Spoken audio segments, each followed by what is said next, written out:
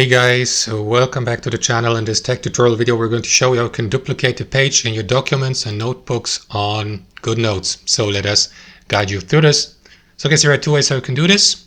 Navigate to the Goodnotes app on your device. You can do this on mobile as well as in the desktop version or desktop application.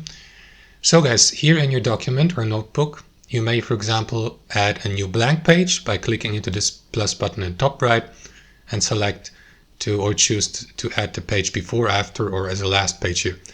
Or what you want to do, guys, is click into these three dots here. And there are these two options: copy page and duplicate page. So if you're on the current page, which is, let me check, it is 2 out of 2 from that document or of the document. Select duplicate, and there you go. Now it's 2 of 3. So if I scroll down, the last page, this one here has been duplicated.